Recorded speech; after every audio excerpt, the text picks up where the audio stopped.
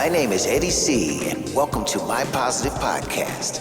I'll bring you positive stories of people from all walks of life, because everyone has a story to tell. Well, hello, everybody, and welcome back to MPP, my Positive Podcast, and I'm your host, Eddie C, episode 23. Well, today on this episode, we're going to be talking about the word devotion. And I've got two wonderful guests coming on, as always, that will share a little bit about their lives, and they'll tell what devotion means to them. One of my guests is a voice specialist when it comes to doing overdubs for presentations, and is a communication expert. And my other guest is a film and electronic music producer. So if you're curious about their stories, tune in and stay positive.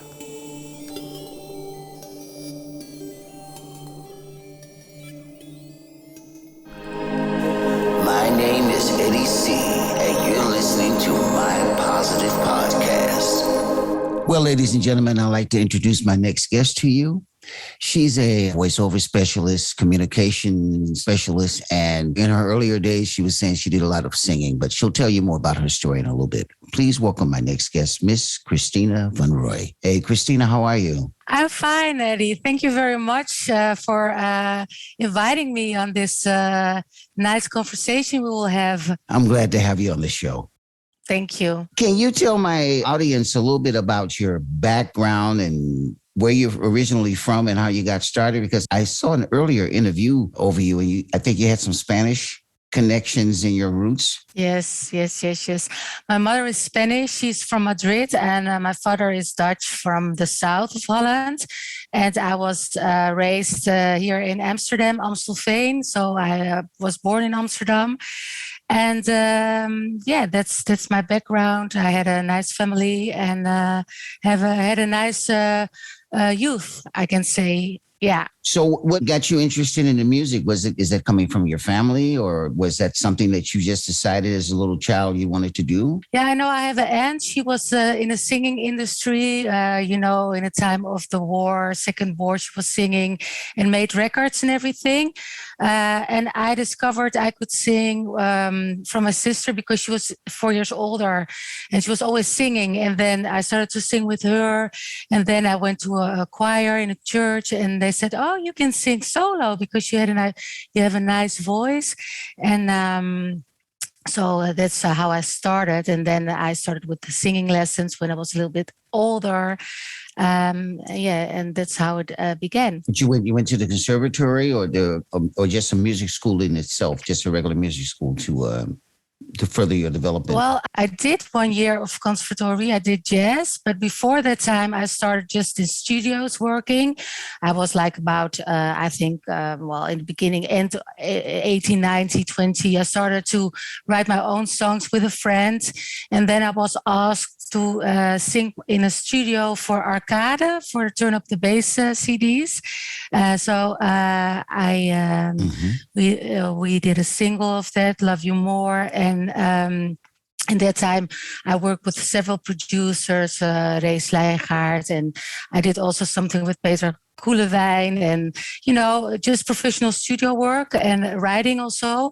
And then I get my own record deal. That was really, really nice after doing all these CDs of Arcade, Turn Up the Bass. And that was a very nice because I was so happy. I worked hard for it. And so they give me the deal, and it was very nice. Yeah. Oh, that's great. You told me when we spoke earlier that at one point you got out of the music industry and then you started to doing other things. Like, can you tell us a little bit more about the whole communication thing that you were doing? Mm-hmm. Yeah. Yeah, the point was that I was, when I was being in the music business, I was also studying European study at the university in Amsterdam. But it was less interesting for me. I was focused on music. That was my passion. And at one point I get this record deal and we made a single and it was on TMF and on the radio and went very well. And we already were working on the second single with the producer, and then the internet came and it went very difficult, the music business.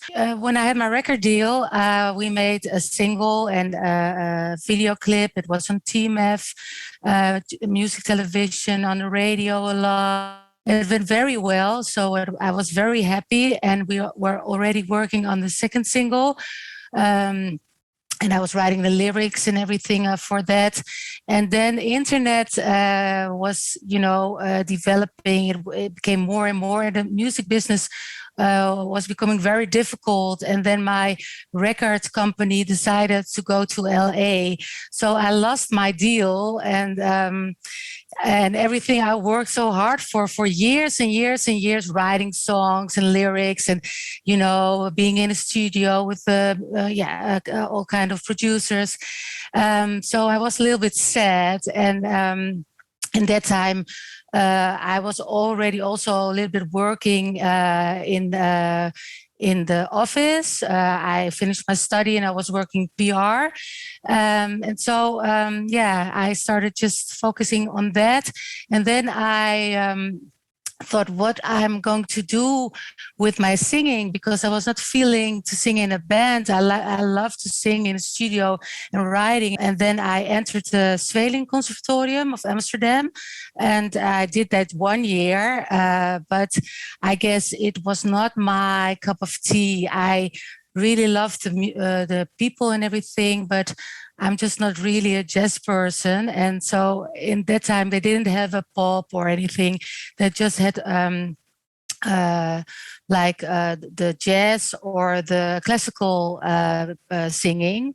So I didn't feel like really, in my environment. So I left a little bit like the singing while it was my biggest passion. And I started to work with, I finished my study and I started to work, in the office. So I did this public relations, and I did the communication from private bank. And then I went to the airline Transavia, and there I had my nicest job. It was a director of corporate communication, and it was so much fun.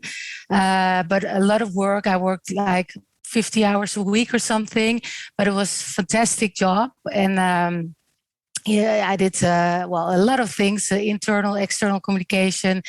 And then I met my husband and I got my child.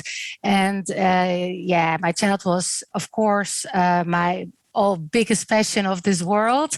So I thought I can't work 60 hours because, my child needs me, and my husband was away a lot. So I decided to work less and started to work part-time. I went to KLM, communication consultant for 7 years. Very nice also. And I stopped just before Corona with working at KLM.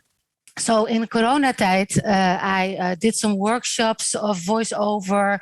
I get lessons of Ben Maasdam. He's a very good and known stemacteur. A voice actor. Yeah, and I had so much fun there, and I learned a lot. And I made my own website. I made like a little studio for myself, and worked on Audacity. How works it? How can I record myself? So, and then I started to contact my old contacts and also new contacts. And so now I started a little bit with voiceover, very slowly. So I did some for the Voedselbanken, the radio campaign, and for radio television Amstelveen, and for Renault. It goes very slowly, and I'm still learning. But I'm starting to sing again. So I'm starting to do my singing lessons to wake up my singing voice, because it was a long time in the closet. Okay. Yeah. So we have quite a story there about your past. My question is, what are you doing now, basically, Well, I'm waking up my voice because it was a long time. I put it away. I don't know, but yes, it feels very nice to sing again and doing my lessons. I have a singing lesson of a kind of opera classical teacher. So Okay. Wow. That's nice.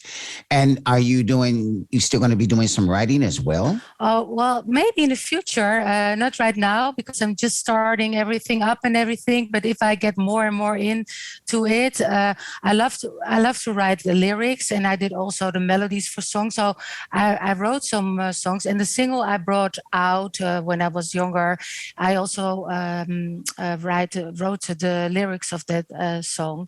So I also like to write. Yes. You never know. Maybe. Yeah, that was quite an incredible clip with what was it, a tiger or a lion, a little tiger, the puma that you that had. was that was fantastic. Well, because they wanted to do something special, and I said we're going to make a video clip with a puma. And well, one of my big passions is animals. I love everything, from spider to bats to well, I love everything. Yes, so it was so nice to have this puma in the video clip. Now I'm thinking maybe it was not such a good idea to have a wild cat, in the studio. But it's not nice for the animal, of course. Now I think that, but the experience was very special. Well, yeah, I'll say very brave as well. No, he was very sweet. He was like, how do you say that in English? Like like doing that. Yeah, like a little cat. Okay. Baby cat with big teeth. Okay. Yeah. Well, listen, we're coming to our last question I'd like to ask you, which is our theme for this particular episode, and it's called devotion. Yeah. And I would like to know, what does devotion not only mean to you, but for you? Well, what it means for me now is, of course, my child.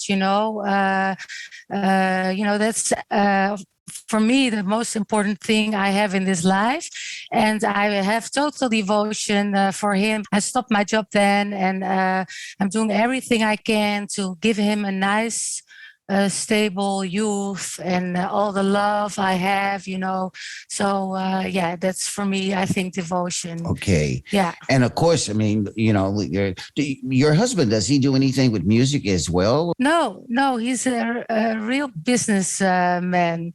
He's a commercial businessman. So totally not. But he really likes that I'm doing this now. He's supporting you with that. Yeah, that's great. He said, you go for it, Christina. Yeah, supporting it. That's also a form of devotion, huh? Yeah. As well. My husband supports me very well, and that's very sweet because he gives me all the space to do what I want to do. And he really likes it. So that's very, I think very nice of him. Yeah. Oh, that's wonderful. Well, listen, I want to thank you for coming on the show and sharing your story with my listeners and with me.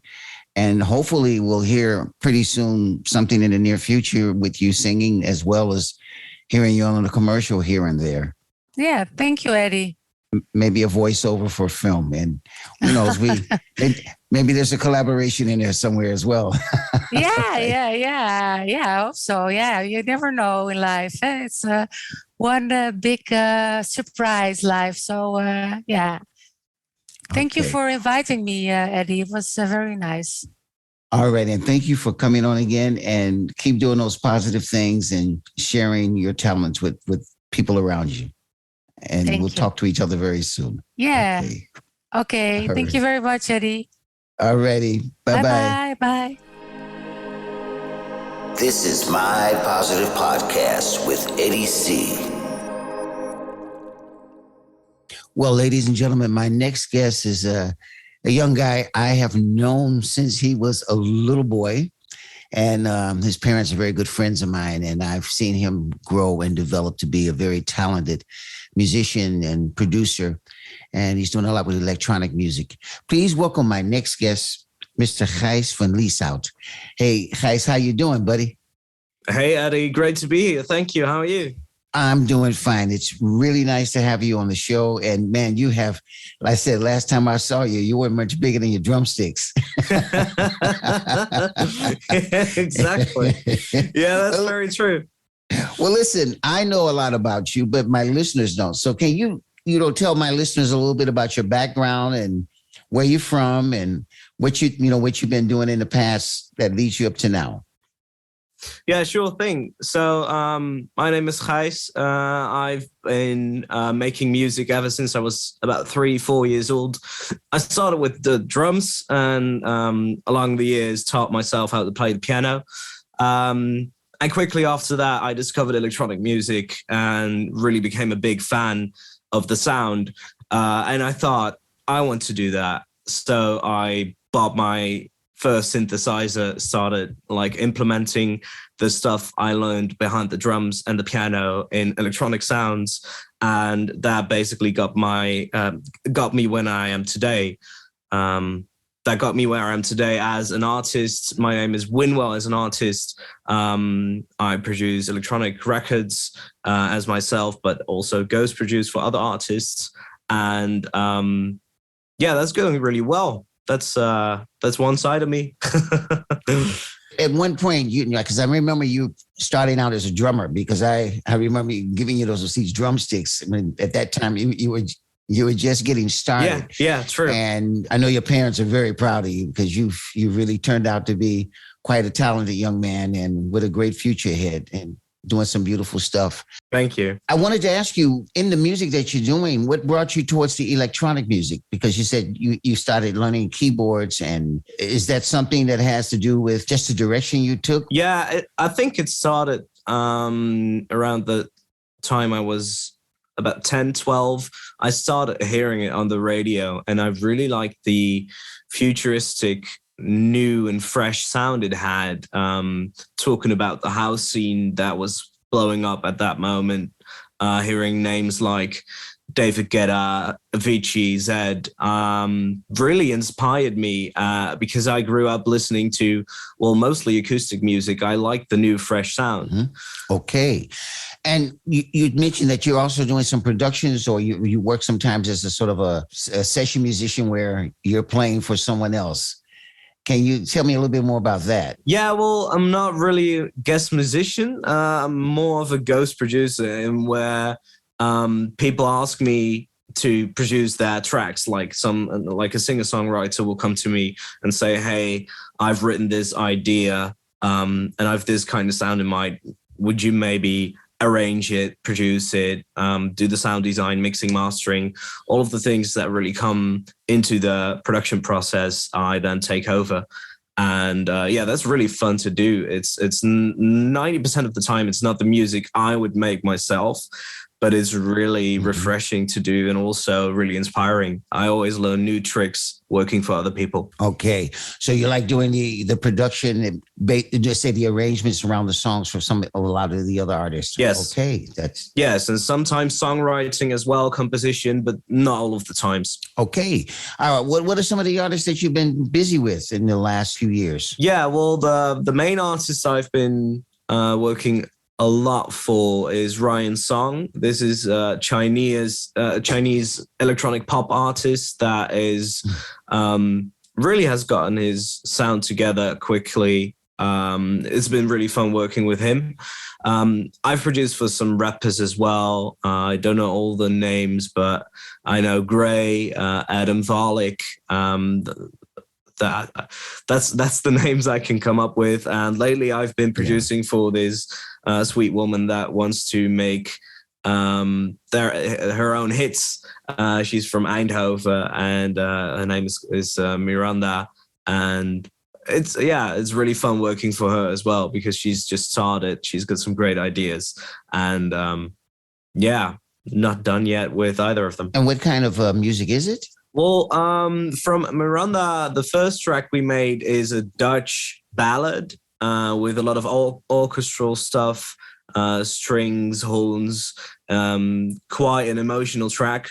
And the second track we made together was more like a disco Bruno Mars blend, which is something completely different. Okay. You're different, right? Yeah. Right, exactly. Wow. So you're working with her at the moment. Are there some other projects you're busy with as well? Well, mostly it's her and Ryan Song at the moment that I'm like weekly working with in terms of music. I've got like, I think 6 or 7 songs I'm working on with Ryan at the moment, and those 2 with Miranda. And besides that, I'm also a professional videographer and photographer and editor. So that's what I do to make a living, and the other times I'm working on my own music. Okay, so tell us a little bit about your videography and your photography, because I'm also a photographer as well, so I'm very curious. Exactly, yeah. Well, that started, I think it's both of these things started early as a kid. I never was a kid that would play video games. I remember all my classmates when I went to elementary school got their Nintendo DSs and PlayStations. And I believe I got one PlayStation for Sinterklaas from my dad back in the day. But I never really used it. And the stuff I asked for mostly were 2 things. It were instruments and cameras, because I really like the audio visual stuff. And I remember getting my first camera when I was, I think, about 8 or 9. And I just started making these very crappy sketch videos. And I love that. And I kept doing it until I went to high school. I kept doing them a little bit, but mostly doing school projects, of course. Ever when there's video involved, I would take on the project both hands. And at one time, classmates started asking me to do videos for them as well, which resulted in one of their parents to see the videos I made. And she asked me to do a promotion video for her new company she just launched. So that was when I was 15. Yeah, I was 15, and that was when I got my first paid job. So as a 15-year-old, I went with my dad and mom to the tax attorney and said, okay, so I'm gonna make money with this now, I guess. So I have to have a company. So that's at the age of 15, I registered my company, and it just kept growing, and I kept investing in more professional camera equipment, and that's where I make my living off right now. Fantastic, man. I always love to see the young generation being so creative and doing these new energetic and positive things, and it's absolutely wonderful. Thank you. So I wanted to ask you another question. When you're busy with your video and your photography stuff, what's the one that you like the most? You like more the photography and video thing, or are you more into the music? Where's your preference? My preference definitely goes out to music. I love that the most, but it's both is very fun to work with. I always say I don't think I'll never say goodbye to any of those, because I really like the combination in the work. It might be that when music is coming along a bit better and I can make a bit more money of it, that I'll do that more, but I'll still have the photography and videography. Besides that, I think I'll never get rid of that.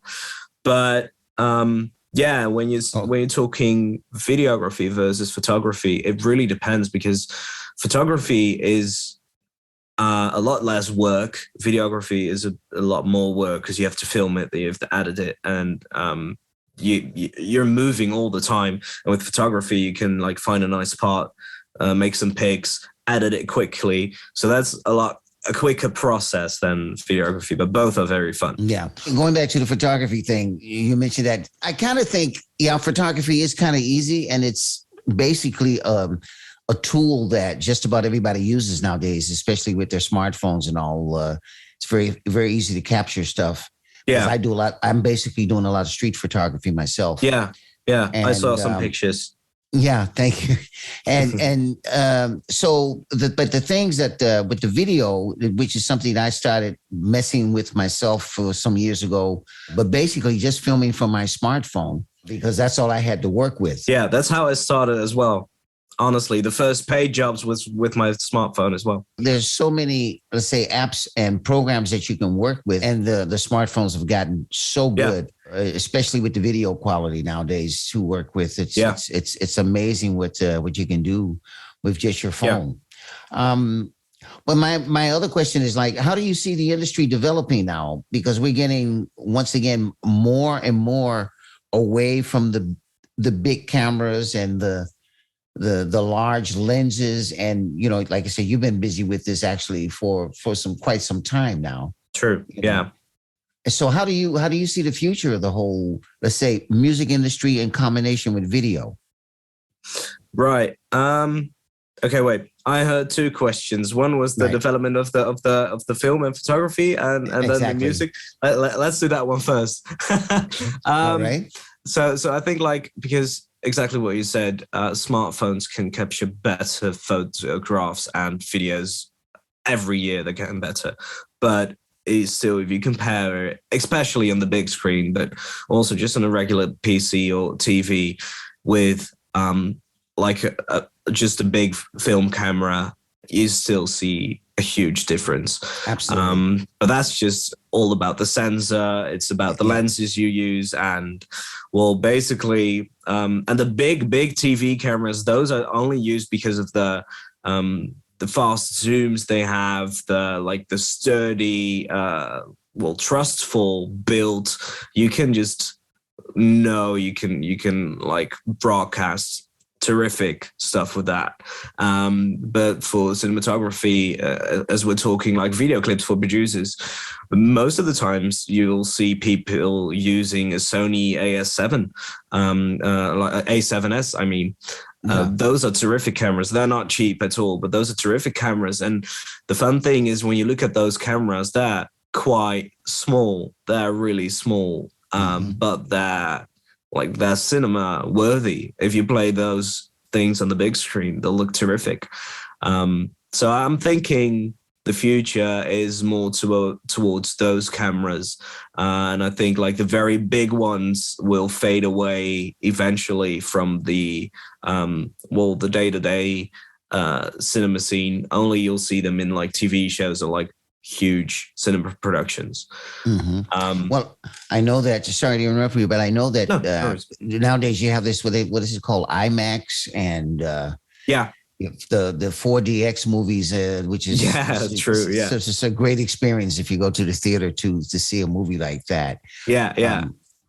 And they're starting to bring it more and more to the television sets, because now you can even get like the sound bars with Dolby Atmos, and so I've got one. it's quite amazing. They're fun. Yeah. The sound is quite amazing, and the pictures as well in IMAX. I have seen a couple of movies in IMAX recently, and I was like blown away. But I also like the 4DX movies as well. I personally don't. Why? Why is that? Yeah, well, I watched one. It was playing here in Zwolle, where I live. Harry Potter, the first part was playing. And me and my girlfriend went to the 4DX view of that. And, it's chaotic. It's like you feel everything. And especially when they go like fly on their brooms, like I'm shaking from like I'm seeing all the corners of the cinema, and popcorn is flying everywhere, and my drinks spilled and everything. They warn you about that beforehand. No, I actually went to see Black Panther. That was my first experience. And I mean, you could smell the scents and everything. Of course, it was a film with maybe not as a heavy action as a Harry Potter movie. True, yeah. But I really enjoyed it. Enjoyed the film very much. And actually, I think it depends on the type of movie that you're going to for the 4DX. I think so too. Because if I would go again, which I probably should, this was just a one-time experience. Excuse me. No problem. If I would go again, I think I would not choose like a heavy action movie compared to a more like adventurous movie, and where that's just pretty cinema and like where the effects actually make sense. Right. Exactly. Okay, listen, we're getting close to the end of our interview. I got, of course, one more question to you, which is the main theme question of this episode, and it's about devotion.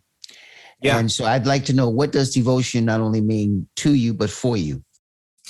Yeah, so I think devotion pretty much is 50% of how I got where I am today. If you ask people that know me, they'll say, I won't give up. If someone tells me no, I'll fucking fight until I get a yes, for example. That's well, you always were like that as a kid. I remember. I remember your dad. I remember your dad telling me, well, he's not going to give up. He's definitely going in that direction. I said, all right, well, that's good.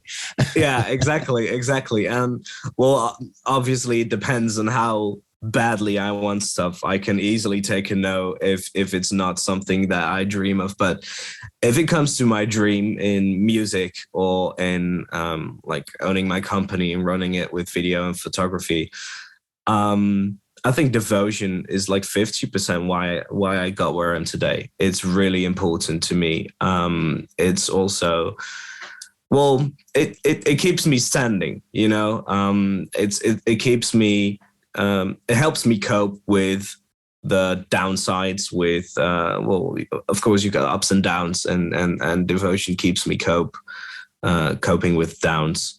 I think that's why, that's what it means to me. And it's really I'm happy, but first of all, I doubted whether it was like a good a good aspect of me, but I'm happy that I got it, because I wouldn't have done the stuff and gotten the miles I've got if I didn't have that. That's great. And I think, you know, I know both of your parents have been really backing you up 100% all the way. They've been devoted to you. Sure. Yeah. To help you help your dreams come true. You know, I had a long talk with your dad, and he was so proud of how you've, you know, come along and the things that you're doing, which is great to hear. Thank you. Yeah, that's really good. That's really good to know. I've got great parents. They're really good. They've always backed me up. They've supported me in my dreams. And though my dad's probably a bit too stubborn to say it out loud a lot of the times, but I know he's proud of me, and I know he loves me, and I really love them too. And I'm very thankful for the support they've given me over the years. Yeah. That's a true devotion. Huh? Yeah, exactly. That's a true devotion. I've followed you a little bit on your Instagram, and you're doing some wonderful things, man. You're a great role model for the younger generation. Thank you. And I hope that more people connect with you in the future, and that your company grows to spread those dreams that you want to have come true, man. Really, I really do hope that works out for you. Thank you. So, and we'll talk about some ideas as well. I've been doing some brainstorming since our last talk. So I've got a couple of things in petto, and I will bring you in contact with some people that might be willing to work with you on some things as well. So thank you so much. That's really nice of you, Eddie. Thank you. I really hope so too. I want to thank you so much for coming on the show and sharing your story and getting your message out there to people about what devotion means to you, but also sharing, you know, what your exciting, you know, youthfulness and how an enthusiasm that you are as a producer and film producer. And let's, you know, who knows, one day, man, you not only get a Grammy, but maybe get an Academy Award, you know, you never. Maybe that'll be amazing. Thank you. And thank you so much for having me. It's been a blast.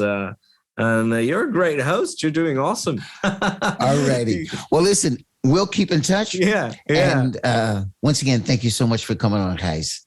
It was a pleasure. Love the show. Yeah, very good. All right, buddy. Take care. You're welcome. Thank you for having me. Likewise. Cheers. All right. Cheers. Likewise. This is MPP, and I'm Eddie C. Well, I hope you enjoyed my guest as much as I did, ladies and gentlemen. Now let's take the word devotion for a second. Think about it. Devotion. Whether it's the food you like to prepare to eat, or your friends or family, or your passions and hobbies, it would all be quite meaningless without any devotion to it. So on those words, here's my quote.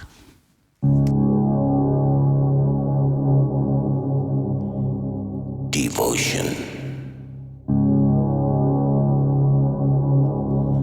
Focus on getting goals achieved. Renovation of how you want to reach each platform and improve as your goals get closer. The support of others close that inspire you. The enjoyment of just doing what you like along with its fulfillment it gives to you.